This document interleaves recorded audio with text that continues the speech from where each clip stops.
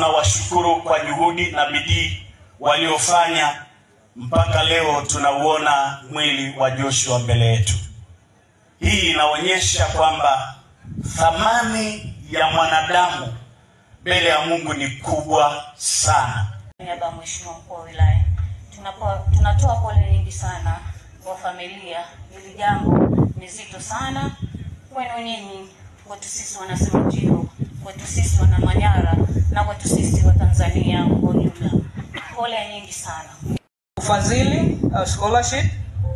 Marehemu Joshua Loitu Mollel alipata ufadhili katika serikali kwenda kusoma kilimo kwa njia ya vitendo nchini Israel mwaka 2023 ambapo aliondoka Tanzania. Marehemu Joshua Loitu Mollel alipata umauti tarehe 7 mwezi wa 10 2023 nchini Israel akiwa masomoni. Aliuawa na kundi la Hamas mara baada ya kuvamiwa na kundi hilo nchini Israel eneo la Kibuti. Shukrani.